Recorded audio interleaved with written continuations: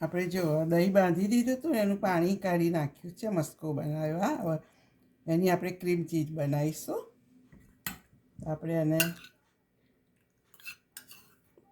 Cheese cake બનાવાય, પછી આપણે બ્રેડ ઉપર, બેગલ ઉપર બધા છોકરાઓ અહીંયા આગળ લગાવીને ખાતા હોય છે. એટલે આ ક્રીમ ચીઝ છે, એમાં થોડુંક આપણે આ વ્હીપિંગ ક્રીમ ઉમેરીશું.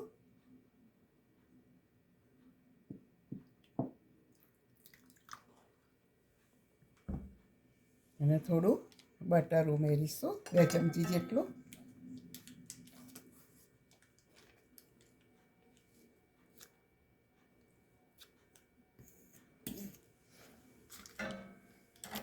હવે થોડી સુગર, અડધી ચમચી, અને ચપટી મીઠું, એટલે એનો સ્વાદ આવે ને એટલે ભાવે છોકરાઓને.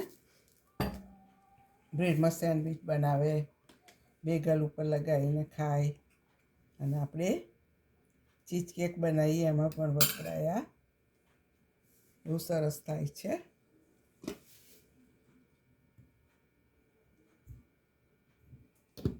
કશું બીજું કરવાનું નહીં, મસ્તો બનાવવો પડે તમારે દહીંનો.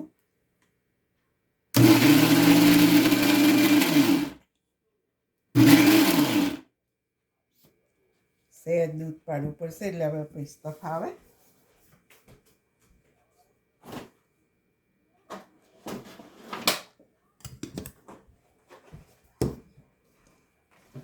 એક 1.5 ચમચી જેટલું પાડીશું, વધારે નહીં. થોડું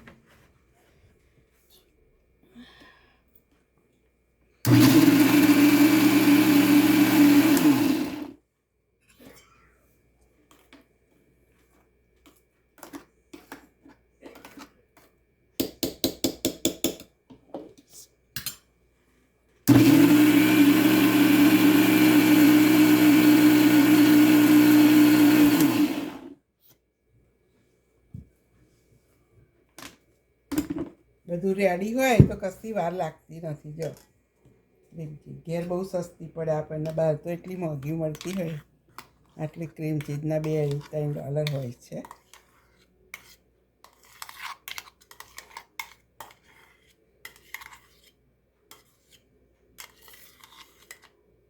હવે આપણે ફ્રીજમાં મૂકી દઈશું ને એટલે સરસ ઠરી જશે.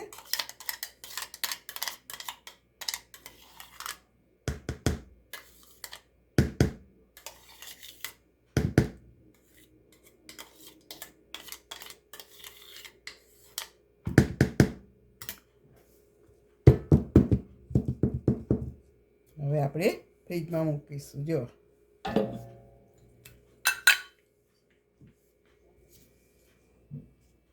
અમારી આ ક્રીમ ચીઝ રેડી છે.